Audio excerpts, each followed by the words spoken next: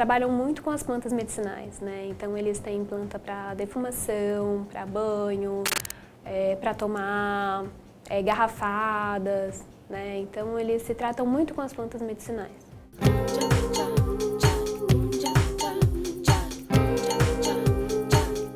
O nome Runoniti significa Caminho da Jiboia. Ele foi recebido, esse nome, né, nos trabalhos espirituais com o Xinã Yuraya Wanawá, né? A gente trabalha com o Xinã, que ele é da aldeia Mutum, do Rio Gregório, né, do povo indígena Yawanawá. O grande intuito do Runoniti é promover essa visibilidade dos povos indígenas, né, realizando os trabalhos culturais, trabalhos com as medicinas da floresta, vivências nas aldeias. Então, há cerca de 5 anos, né, eu conheci as medicinas da floresta, né, as medicinas da floresta que a gente fala é ayahuasca, rapé, sananga, cambô, né, então foi a partir da medicina da ayahuasca mesmo que me abriu assim para conhecer mais a fundo da cultura indígena.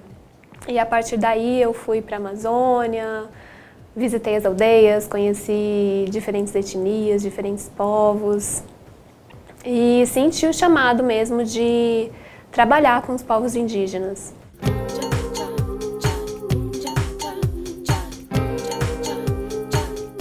Foi a partir dos trabalhos que a gente percorre alguns estados, realizando os trabalhos, né, com o Xinã Yuraya Wanawá, com outros povos indígenas também.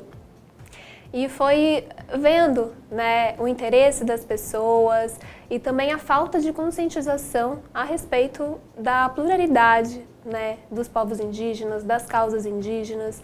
Então é justamente com esse intuito de trazer a conscientização, né. A idealizadora do festival é a Érica Rosendo, que é casada com o Xinã Yuraya Wanawá, né? Então ela quis trazer justamente esse festival para a capital de São Paulo, para esse centro urbano, né? O festival é um encontro intercultural entre diversos povos indígenas, né? Onde a gente tem rodas de conversas, apresentações culturais, cantos, danças, literatura indígena, artes indígenas, promovendo essa visibilidade dos povos originários, valorizando a cultura, a tradição, o saber ancestral, né? Criando esse espaço para que os povos originários eles possam falar, né? Ter seu protagonismo, ter seu espaço, né? De fala, de representatividade. A gente já realizou 2 edições do festival, né? A gente recebeu mais de 10 etnias nas 2 edições, a última foi agora em junho desse ano. A gente recebeu 16 povos indígenas de diferentes partes do território brasileiro. A gente recebeu muitos indígenas jovens, mas a gente também recebeu anciões, né? Alguns que falam mais a língua tradicional e pouquíssimo do português. Mas as rodas de conversas do festival, elas são em português, ou quando tem algum indígena que fala mais na língua, isso é traduzido por outro indígena mais jovem também. Então, é esse espaço, né, esse encontro também da juventude indígena trazendo a sua força, a sua representatividade, e os anciões trazendo toda a ancestralidade, né, a tradição também.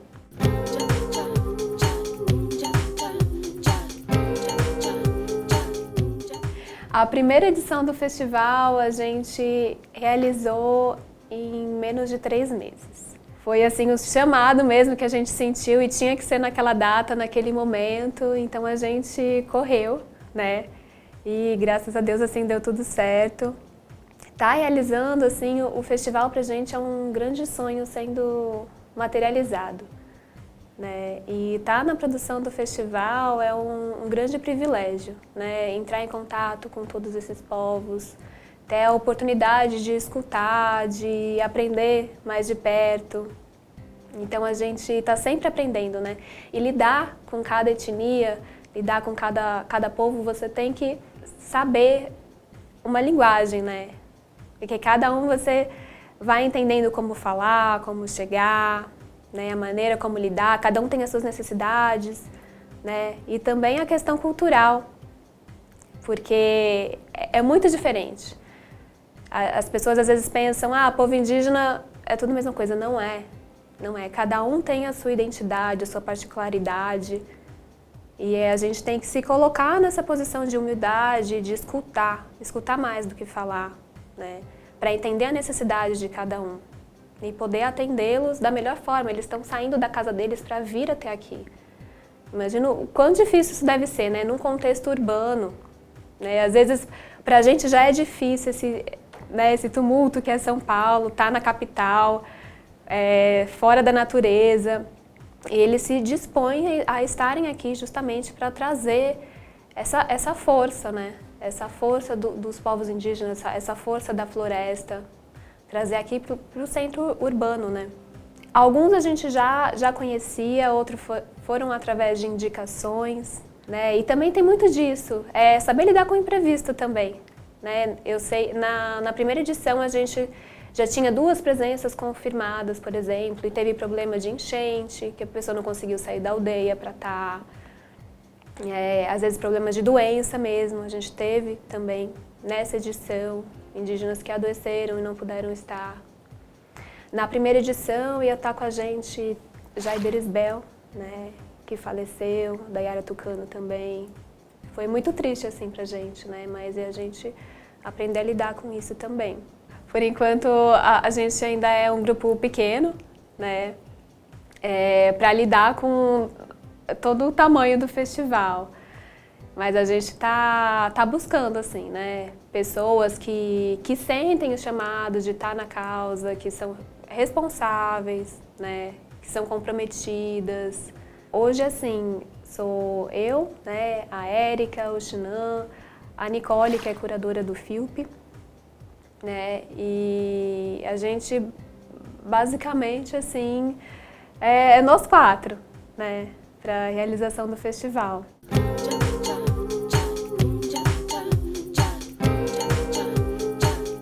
São 16 povos, né? E aí a gente organiza para que cada um tenha o seu espaço, o seu lugar de fala, né? Então a gente teve 5 rodas de conversas com temas diversos. A abertura do festival, né, foi com cantos, trazendo a força do povo Tupi-Guarani e Guarani. E depois a gente teve roda de conversa, né, com as mulheres abrindo, assim. A roda de conversa foi o tema Mulheres Originárias, resistência. E a gente teve roda de conversa sobre segurança alimentar, resistência cultural, interatividade entre mundos. Fora isso, a gente teve apresentações culturais, canto, dança, pintura corporal, né? Cada povo trazendo a sua identidade, né? A sua expressão, a sua arte também através das pinturas, exposição e venda de arte e literatura indígena, alimentação tradicional. Então, todas as atividades, assim, para mim é difícil escolher só uma, porque todas que formam, assim, né, todo esse movimento. A Nicole é a curadora, né, e todos nós também vamos pensando e sentindo, né, quais temas a gente seleciona, né, porque cada ano também a gente está num contexto, né, político, então a gente traz debates que têm a ver com as lutas, com as causas sociais, políticas, espirituais, né, dos povos indígenas e também trazendo sempre a tradição, né, os saberes ancestrais dos povos originários, as medicinas naturais.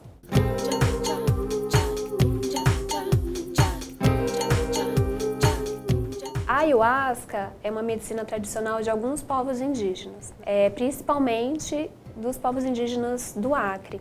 A ayahuasca ela é feita, né, através de um cipó e um arbusto, feito um chá, né, e através de uma cerimônia espiritual é consagrado esse chá, onde a gente entra em contato, né, com o mundo espiritual, entra em contato com nós mesmos, né.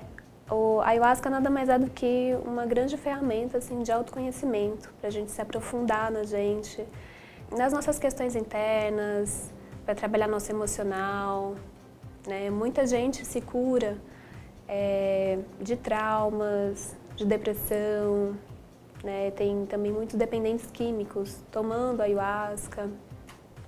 E a cerimônia da ayahuasca, ela é guiada por cantos tradicionais indígenas. E foi através, assim, dessa medicina que me despertou, né? Há cerca de 5 anos, para estar desenvolvendo o trabalho com os povos indígenas, para estar sentindo esse chamado de realmente estar a serviço, né? Da natureza, da floresta, das causas. Por alguns meses, assim, consagrei a ayahuasca em São Paulo, né? No contexto urbano mesmo, mas depois eu fui para a floresta, né? Me aprofundar lá e conhecer a raiz mesmo, né? Dessa medicina. É bem diferente, né? Só a energia da floresta, né?